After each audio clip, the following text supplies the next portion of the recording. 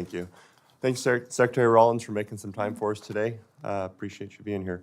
I'll talk a little bit about tariffs quickly. Since the reciprocal tariff announcement last month, there have been several officials that have stressed how these tariffs are going to play out. We have heard that it could take weeks or months to understand the impact moving forward, and many farmers and exporters in my district have already lost some business or contracts due to trade uncertainty. And as we harvest this summer, there is some more concern, as you, I'm sure, are well aware. Yes. Has the department had any conversations about standing up any trade assistance program for the impacted farmers as this plays out? We have, and the conversations are continuing. Our goal is that it won't be necessary that these trade deals are moving so quickly, and not one trade deal with China, but dozens and dozens.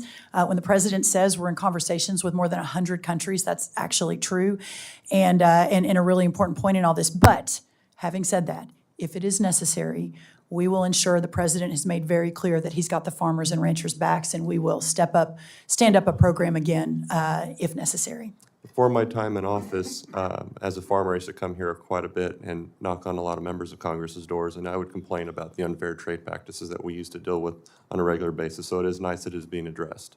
Thank you. So thank you. I also want to briefly touch on disaster assistance for context. My Central Valley dairy farmers suffered major losses in 2023 from flooding that displaced families and their cows. I made sure in last year's disaster aid package to include $2 billion for livestock and made dairy and livestock producers eligible for support for the flood losses. I'm aware that yesterday you told Secretary Hoeven and the Senate Ag Committee that you expect disaster assistance will be going out by the end of the month. What steps is the department taking to ensure livestock producers are reimbursed fairly from this pot of money, specifically those who suffered losses from those floods? Thank you. And if I could, I will quickly address something that was said by I think it was Mr. Bishop, but we have moved so quickly on ECAP. It went out in 3 months. And in the Vilsack administration, the average implementation time was over 1 year to move those funds out. So I want to give my team credit for working around the clock 7 days a week to get that out ahead of the statutory deadline. And within 3 days, as the applications moved in, we were moving money out. We now, obviously, in the last few months, have turned to the disaster relief. To your point, specifically livestock is your question.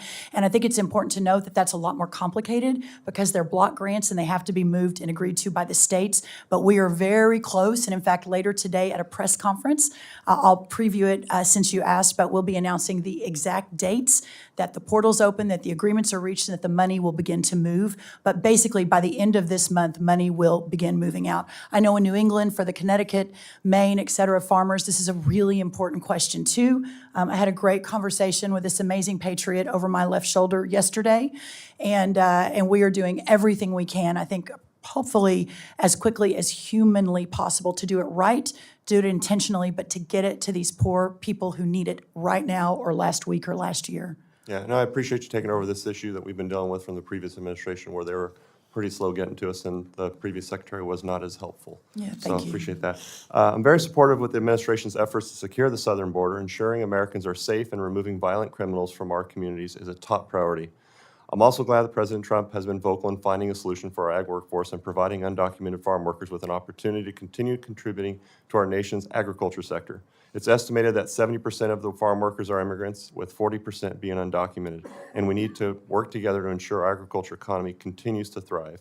What involvement has the USDA had with the administration to craft immigration policies that keep these facts in mind?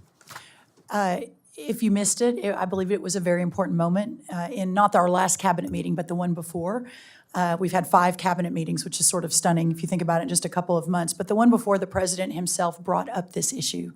And he and I have talked about it at length from the first administration to this one. And he is very, very resolute that we have to fix the labor issue.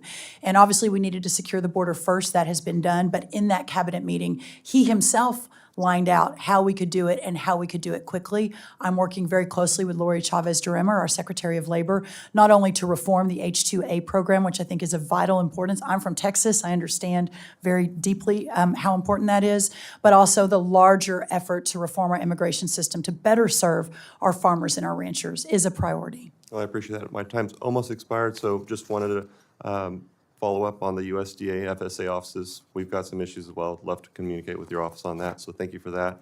And then will Regional Conservation Partnership Program contracts that have been approved to support dairy environmental stewardship get their allocated funding. Are you familiar with that one? I'm not, but let me look into it today, and we'll circle back right away. Thank you, and I yield back. Thank you, sir.